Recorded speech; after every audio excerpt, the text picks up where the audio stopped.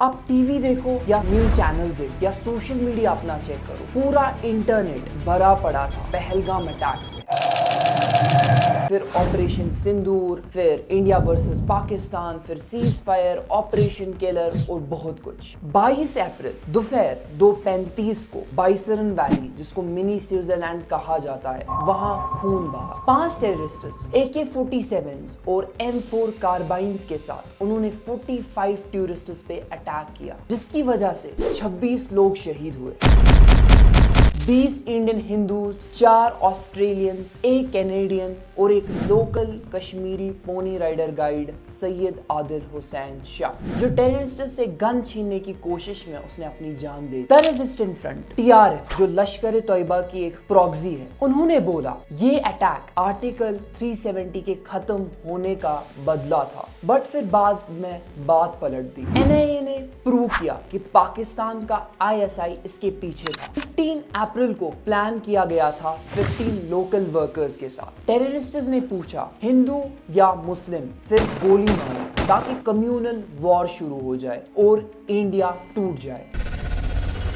But कोई भी religion उनकी होली बुक्स टेररिज्म को अबेंडन करती है, टेररिज्म को ना कहती है। कुरान बोलता है कि एक बेकसूर को मारना पूरी इंसानियत को मारना है। ये हर धर्म के खिलाफ अटैक था, वो हिंदुइज्म हो, इस्लाम हो, बुद्धिज्म हो, क्रिश्चियनिटी हो, और मेनली इंसानियत के खिलाफ था। 23 अप्रैल इंडिया रोई, 26 लोग चले गए। कश्मीर का टूरिज्म क्रैश हो गया, 80% बुकिंग्स कैंसिल, 2000 करोड़ का नुकसान। लेकिन दुख से एकता निकली। पहले कश्मीरीज और जम्मू के लोग सड़कों पे उतरे। श्रीनगर के लाल चौक, पुलवामा के बाजार, अनंतनाग के स्क्वायर्स, जम्मू का रघुनाथ बाजार, डल लेक के शिकारा ओनर्स ने राइड रोकी और उन्होंने प्ले कार्ड्स उठाए जिन पे डायरेक्टली लिखा था कि टेररिज्म हमारा मजहब नहीं, और उन्होंने अटैक की नफरत कर दी। दिखाया कश्मीरियत हेट को नहीं मानता, टेररिज्म को नहीं मानता। दूसरी तरफ लोकल्स फरिश्ते बन गए। श्रीनगर और जम्मू के गुरुद्वारा ने डर से कांपते हुए टूरिस्ट्स को शेल्टर दिया। जिदू में खाना और मेडिकल एड दी। 11 इंजर्ड को अनंतनाग और श्रीनगर के हॉस्पिटल्स तक पहुंचाया और उनकी जान बचाई। 24 अप्रैल को मिनिस्ट्री ऑफ एक्सटर्नल अफेयर्स ने एक पैनल बुलाया जिसमें होम मिनिस्टर अमित शाह थे और डिफेंस मिनिस्टर राजनाथ सिंह थे और external affair minister doctor S Jaishankar थे और हमारे national security adviser Ajay Doval भी थे। उन्होंने बोला ये अटैक पाकिस्तान के ISI का प्लान था, इंडिया में कम्युनल डिवाइड के लिए। इसके बाद इंडिया ने इंडस वाटर ट्रीटी को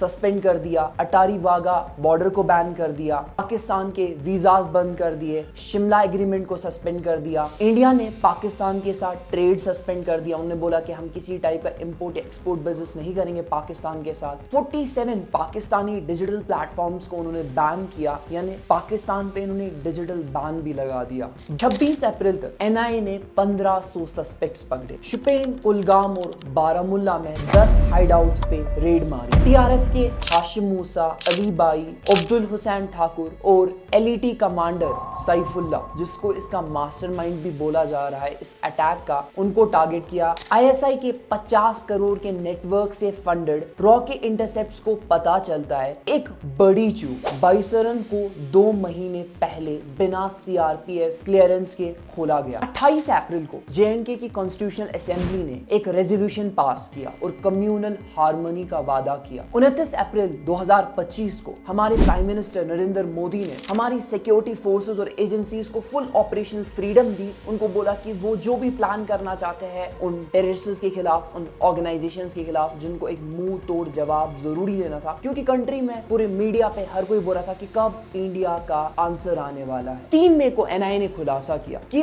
2 टेररिस्ट्स पोनी गाइड्स के रूप में थे। पाकिस्तान ने UN से प्रोब मांगी, बट इंडिया ने वहां पर भी ठोकर दे दी। 6 आंधी में एक सितारा चमका। सैयद आदिल हुसैन शाह, 28 साल का एक लोकल कश्मीरी पोनी गाइड। जब गोलियां चल रही थी तो सैयद ने एक आतंकी पे छलांग मार के उनसे गन छीनने की कोशिश की, बाकी लोगों को बचाने की कोशिश की, जिसमें वो शहीद हो गए और अपनी जान देकर उनको बचाया। ये है कश्मीरियत, कुर्बानी, मोहब्बत और हिम्मत। लेकिन अटैक के बाद कुछ स्टेट्स में, दिल्ली, मुंबई, पुणे में कश्मीरी स्टूडेंट्स और लोकल्स को परेशान किया गया, उनकी पिटाई हुई, उनको टेररिस्ट बोल के ताने दिए, उनको मारा गया। द वायर के एक रिपोर्ट के हिसाब से 17 केसेस रिपोर्ट हुए हैं जहां कश्मीरी स्टूडेंट्स को हैरास किया गया था, मारा गया था, उनको टॉन्ट किया गया था और उन पे हमले हुए थे और उनको कॉलेज से भगा दिया गया था। फिर भी कश्मीरीज ने प्यार से जवाब दिया और ये धर्म के नाम पे आतंक का ही बनाया एक जाल था जो हमें अलग करना चाहता था, जो इंडिया को डिवाइड करना चाहता था।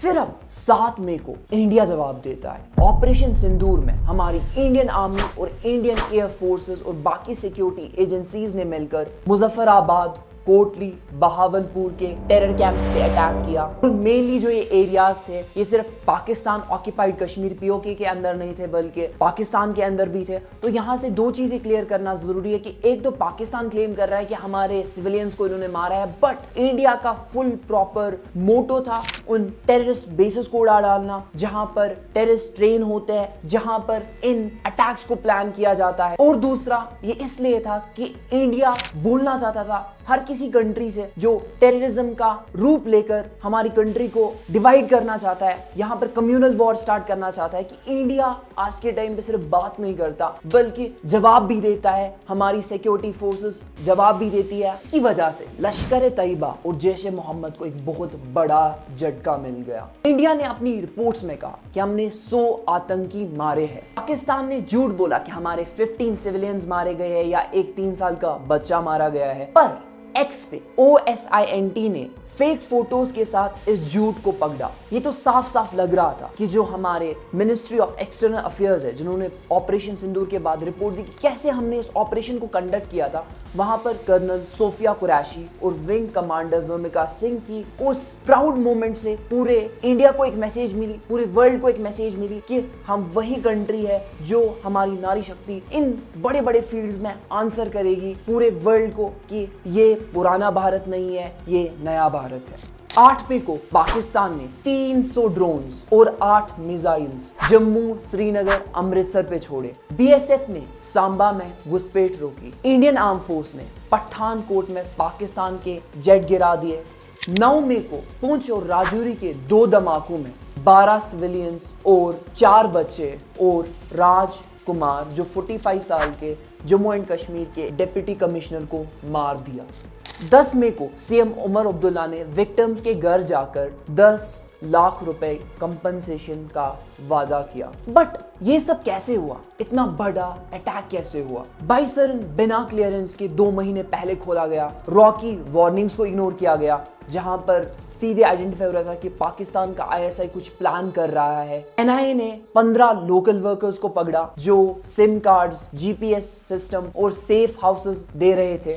बट यहाँ पर सबक क्या है पूरे भारत के लिए, पूरे इंडिया के लिए, हमारी गवर्नमेंट के लिए? टूरिस्ट स्पॉट्स पे सर्वेलियंस लगाओ, CRPF चेक पॉइंट्स रखो, लोकल्स को अवेयर करो और सस्पिशियस एक्टिविटी रिपोर्ट करने की ट्रेनिंग दो, बिकॉज अवेयरनेस बहुत ज्यादा इंपॉर्टेंट चीज है।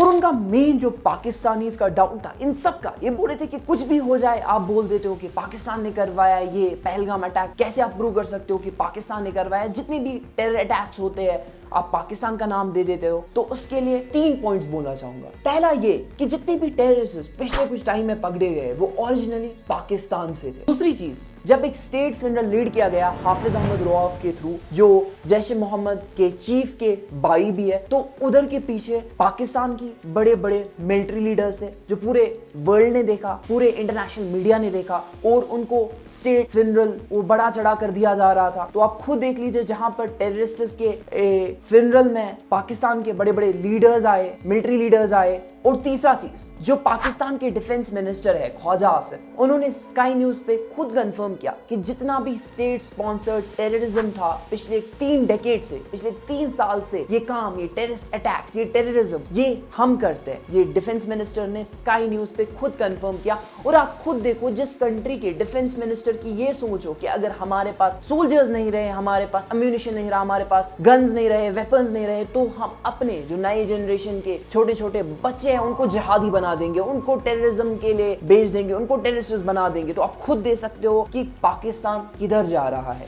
उन सब पाकिस्तानी से कहना चाहूंगा, इंडिया सिर्फ प्रोवाइड करता है पूरे वर्ल्ड को, ग्रेट साइंटिस्ट प्रोवाइड करता है, फिलोसफर्स प्रोवाइड करता है, बड़ी बड़ी फील्ड्स में पर्सनालिटीज प्रोवाइड करता है, टेररिज्म को सपोर्ट नहीं करता, टेररिस्ट ऑर्गेनाइजेशंस को प्रोवाइड नहीं करता। 10 मई को यूएसए ने सीज फायर करा दिया, जहां पर प्राइम मिनिस्टर नरेंद्र मोदी थे, यूएसए के प्रेसिडेंट डोनाल्ड ट्रंप थे और पाकिस्तान के प्राइम मिनिस्टर शहबाज शरीफ थे। और सबको तब पता चलता है कि जब डोनाल्ड ट्रंप के सोशल मीडिया हैंडल एक्स से ये पोस्ट आता है कि अब 5 बजे के बाद कोई वॉर नहीं होगा इंडिया और पाकिस्तान के बीच में, चाहे वो लैंड से हो, सी से हो, एयर अटैक्स हो। पर पाकिस्तान ने सीज फायर वायोलेट 4 घंटे के बाद ही कर दिया, जिसके बाद तहलका मच गया। पाकिस्तान ने ड्रोन्स भेजे श्रीनगर, जम्मू, पुंछ, राजौरी पे और वहां पर 8 जख्मी हो गए। 12 मई को पाकिस्तान के डीजीएमओ से बात हुई, यूएस और यूएई ने इस सीज फायर को और मजबूत कर दिया। अभी तक तो कोई हमला नहीं था, सीज फायर ऐसा था कि श्रीनगर में बाजार खुल गए थे, बट टूरिज्म वैसे क्रैश पड़ा हुआ था, 80% बुकिंग्स कैंसिल पड़ी हुई थी। पीएम उमर अब्दुल्ला ने पुंछ के विक्टिम्स को 5 लाख रुपए दिए। कश्मीर स्टैंड स्ट्रॉन्ग, ये हैशटैग ट्रेंड में आया विद 1.3 मिलियन पोस्टर्स। और कश्मीर सपने देखे, नफरत नहीं, टेररिज्म नहीं, टेररिस्ट ऑर्गेनाइजेशंस नहीं। फिर एक और मोड आता है, ऑपरेशन किलर, जिसमें वो टेररिस्ट मारे गए जो पहलगाम अटैक के पीछे थे और पूरा इंडिया बहुत खुश हुआ। अभी तक तो कहानी ऐसी है कि पाकिस्तान कितने वॉर्स और हारेगा इंडिया के साथ, या जब पार्टीशन हुआ था तो हम तो बराबर ही थे, बट आप पाकिस्तान देखो कहां पर है और इंडिया कितना ज्यादा डेवलपमेंट में है अभी। और खुद देख लो कि पिछले पास्ट टाइम में इंडिया एग्रेसर का रोल नहीं निभा रहा है, बट अगर कोई हमें तोड़ना चाहिए कम्युनल डिवाइड के नाम पे, दंगे करना चाहिए यहाँ पर, तो इंडिया जवाब देगा। और वो कितने भी सारे अटैक्स हो जो पिछले टाइम में हुए हैं, वो 2001 का सांसद अटैक हो, वो 2008 का मुंबई अटैक हो, 2016 का उरी अटैक हो, पुलवामा अटैक हो या पहलगाम अटैक हो, हर किसी जगह पाकिस्तान पाकिस्तान। बट इंडिया को काम करना है अपने नेशन को बिल्ड करने की ओर और एक साथ रहना है। हम 26 आत्माओं को श्रद्धांजलि देते हैं जिन्होंने अपनी जान गंवाई है, शहीद हुए हैं। उनके सपने, उनकी यादें, उनकी खुशी, प्यार हमारे दिल में जिंदा है। हर धर्म, चाहे वो हिंदुइज्म हो, क्रिश्चियनिटी हो, इस्लाम हो, बुद्धिज्म हो, जैनिज्म हो, और मेनली इंसानियत प्यार का पाठ पढ़ाती है, पीस का पाठ पढ़ाती है। उनकी याद हमें एक इंडिया के लिए लड़ने का हौसला देती है। एंड बी स्ट्रॉन्ग, अपने नेशन के लिए वर्क करो। जय हिंद।